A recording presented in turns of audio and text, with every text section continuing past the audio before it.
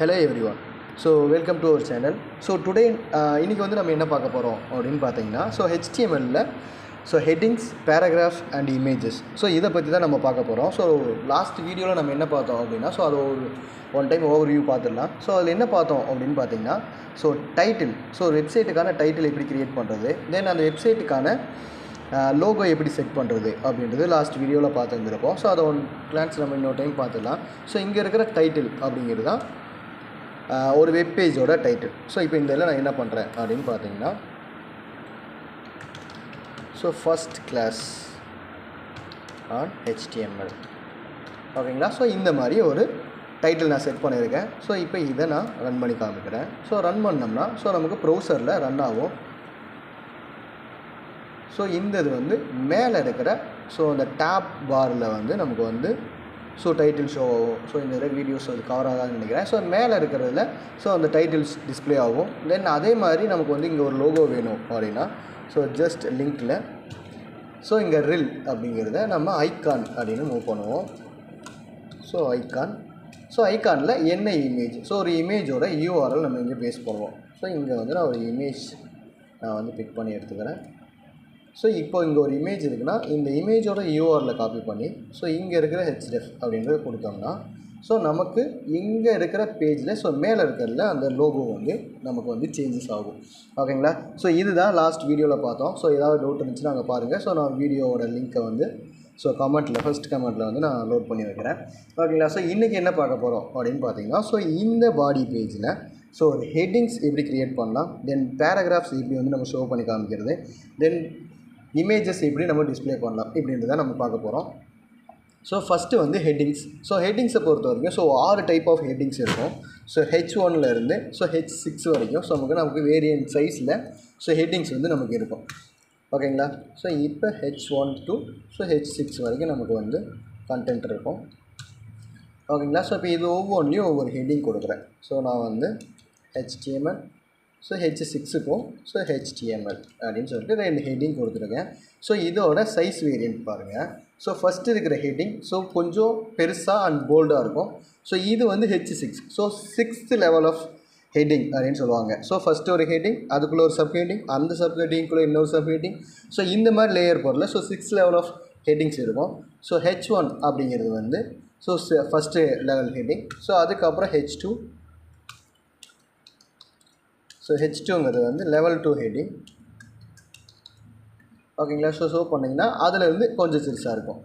அதே மாதிரி H3 கொடுத்திங்கன்னா இன்னும் கொஞ்சம் சிறுசாக இருக்கும். இங்கே பார்த்தீங்கன்னா அதுலேயும் சின்ன ஹெட்டிங். இதே மாதிரியும் நமக்கு 6 ஹெட்டிங் இருக்கும். ஓகேங்களா. இதை ஹெட்டிங் டேக்ஸ் அப்படின்னு சொல்லுவாங்க. இது எல்லாமே block tags. Screen full screen. HTML இவ்வளோ தான் இருக்குது. இந்த கண்டென்ட் நமக்கு மேலே வந்துருக்கலாம். இது மேலே வராது. இது எல்லாமே பிளாக் லெவல் டேக்ஸ் அப்படின்னு சொல்லுவாங்க. ஹெட்டிங் H1 to H6 வரைக்கும் இருக்கிற டேக்ஸ், அதுக்கப்புறம் பேராகிராஃப் டேக்ஸ், அதுக்கப்புறம் டிவ் டேக்ஸ். இது எல்லாமே லேட்டரலாக பார்ப்போம். இது எல்லாமே பிளாக் டேக்ஸ். இதே மாதிரி இன்லைன் டேக்ஸ் அப்படின்னு இருக்கும். கண்டென்ட் எந்த அளவுக்கு இருக்கோ அந்த அளவுக்கு மட்டும் ஷோ பண்ணிட்டு அதே மாதிரி இன்னொரு கண்டென்ட் கொடுத்திங்கன்னா சைடில் அதை அலோவ் பண்ணும். இந்த மாதிரி இருக்கிற எல்லாத்தையுமே இன்லைன் டேக்ஸ் அப்படின்னு சொல்லுவாங்க. ஓகேங்களா.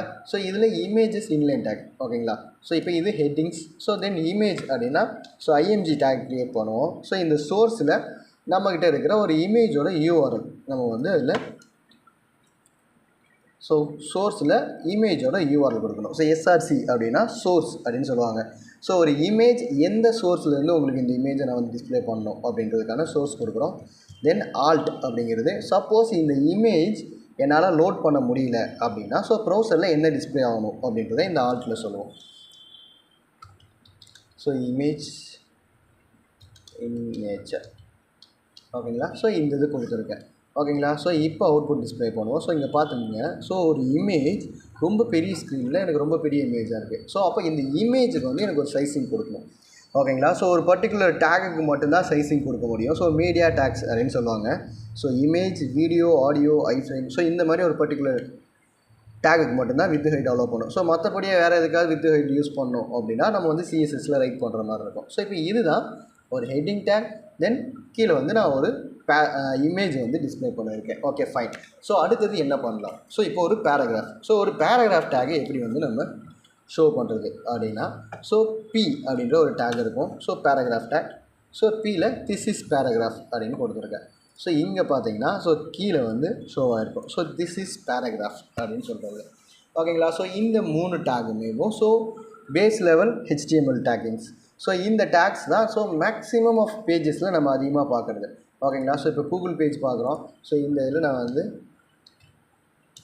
ஸோ இந்தியா அப்படின்னு கொடுத்துருக்கேன். ஸோ என்கிட்ட ஒரு விக்கிபீடியா பேஜ் இருக்குது. ஸோ இதை ஓப்பன் பண்ணுறேன் அப்படின்னா இங்கே பாருங்கள்.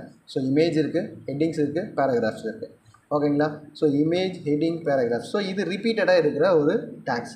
ஸோ இப்போ இந்த டேக்ஸ் தான் நம்ம இங்கே ஆக்சசிபிலிட்டிஸ் எடுத்துருக்கோம். ஓகேங்களா? ஸோ இப்போ என்ன பண்ணுறேன் அப்படின்னா ஸோ ஒரு 5 ஆக்டர்ஸ். ஸோ அந்த 5 ஆக்டர்ஸுக்கு ஸோ இந்த 3 டேக்கை வச்சுட்டு எப்படி வந்து ஜென்ரேட் பண்ணலாம் அப்படின்றத பார்க்கலாம். ஸோ ஃபஸ்ட்டு வந்து நான் இதில் இருக்கிற எல்லாத்தையுமே ஸோ கமெண்ட் பண்ணிடுறேன். தென் என்ன பண்ணுறேன்னா ஒரு H1 ஸோ ஒரு ஆக்டரோட நேம் ஸோ விஜய் அப்படின்னு நான் கொடுக்குறேன். ஸோ விஜய் அப்படின்னு சொல்லிட்டு ஒரு ஹெட்டிங் கொடுத்துருக்கேன். ஸோ எனக்கு ஹெட்டிங்கில் விஜய் அப்படின்ட்டு இருக்கு. ஸோ அதுக்கப்புறம் விஜய் அவரோட இமேஜ் எடுத்துக்கிறேன். ஸோ எடுத்தோம்னா ஸோ இங்கே ஒரு இமேஜ் இருக்குது. ஸோ இந்த இமேஜை நான் காப்பி பண்ணிக்கிறேன். ஸோ இமேஜ் காப்பி பண்ணுறதுக்கு ஸோ அந்த இமேஜை ரைட் கிளிக் பண்ணிட்டு காப்பி இமேஜ் அட்ரஸ் ஸோ இதை கொடுத்தோம்னா ஸோ அந்த இமேஜை எடுக்க முடியும். ஸோ இங்கே இமேஜ் ஸோ அதில் சோர்ஸில் அந்த URL சப்போஸ் அந்த இமேஜ் வரல அப்படின்னா ஸோ விஜய் இமேஜ் ஸோ இந்த இது டிஸ்பிளே ஆகட்டும். தென் வித்து ஹைட் வந்து ஸோ ஒரு லிமிட்டட் ஹைட் நான் வந்து கொடுத்துட்றேன். ஸோ எனக்கு வந்து ஒரு 30%. ஸோ வித்தில் 100%ல் ஒரு 30% இருக்கட்டும். ஸோ ஹைட் வைஸ் ஒரு 400 பிக்சல். ஸோ 400 இருக்கட்டும் அப்படின்னு நான் சொல்கிறேன். ஓகேங்களா? ஸோ இங்கே அவுட்புட் பார்த்தீங்கன்னா ஸோ விஜய் அவரோட நேம் ஹெட்டிங்கில் இருக்குது. ஸோ அவரை பார்த்தினா ஒரு இமேஜ் கீழே இருக்குது. தென் அவருக்கான ஒரு சின்ன டிஸ்கிரிப்ஷன் ஸோ ஒரு பேராகிராஃபில் ஸோ அவரை பற்றின ஒரு டிஸ்கிரிப்ஷனை நான் காப்பி பேஸ்ட் பண்ணிக்கிறேன்.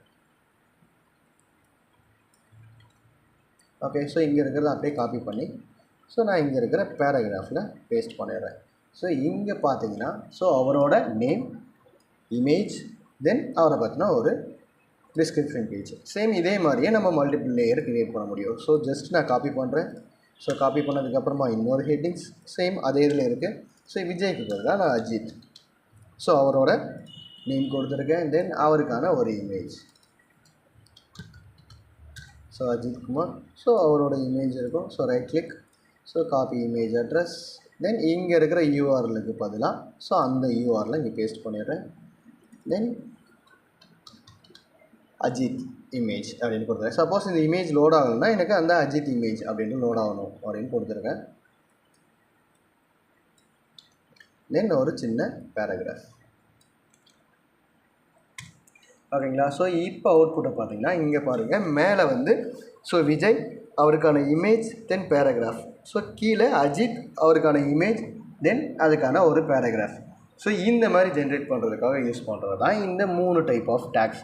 ஸோ அது இல்லாமல் நம்ம இமேஜஸ் அப்படின்னு இருக்குன்னா so images inline tags. So இந்த இமேஜுக்கு என்ன சைஸிங் கொடுத்துருக்கணும் அந்தளவுக்கு மட்டும்தான் இருக்கும். சப்போஸ் வேறு ஏதாவது டேட்டா கொடுக்குறோம். ஸோ இதை பாருங்கள். ஸோ அஜித் அவரோட இமேஜை நான் வந்து ஒரு ஸோ எவ்வளோ க்ரியேட் பண்ணியிருக்கேன்னா ஒரு 2 4 6 7 ஸோ 7 இமேஜஸ் கொடுத்துருக்கேன். ஸோ பார்த்தீங்கன்னா ஒரே லைனில் ஜென்ரேட் ஆகிருக்கும். ஓகேங்களா? ஸோ இதோட வித்து வந்து 30%. ஸோ 30 30 30 ஸோ 90%க்கு இமேஜ் வந்துருச்சு.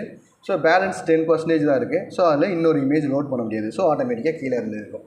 ஸோ இதை இன்லைன் டேக்ஸ் அப்படின்னு சொல்லுவாங்க. ஸோ இமேஜஸ் எல்லாமே இன்லைன் டேக்ஸ். ஸோ நீங்கள் எந்த அளவுக்கு கண்டென்ட் கொடுக்குறீங்களோ அந்த அளவுக்கு ஒரே லைன்லேயே வந்துட்டு ஸோ கீழே கம்மியாகும். சப்போஸ் இந்த இதில் வந்து நான் ஒரு 23 அப்படின்னா கொடுக்குறேன். ஸோ வித்து வந்து ஒரு 23% அப்படின்னா கொடுக்குறேன் அப்படின்னா ஸோ எனக்கு 4 இமேஜாக டிஸ்பிளே ஆகும். ஓகேங்களா? ஸோ இப்போ அவுட்புட் பாருங்கள். ஸோ இதுக்கு முன்னாடி நமக்கு 3 இமேஜஸாக டிஸ்பிளே ஆச்சு. ஸோ இப்போ நமக்கு 4 இமேஜ் வந்து டிஸ்பிளே ஆகிருக்கு. ஸோ இதுதான் அந்த இமேஜ் டேக்கோட பர்பஸ். ஸோ வித் வைஸ் நீங்கள் கம்மி பண்ணுறது பெருசு பண்ணுறது மூலிமா எவ்வளோ இமேஜஸ் ஷோ ஆகணும் அப்படின்றத நம்மளால் டிசைட் பண்ண முடியும். ஓகே.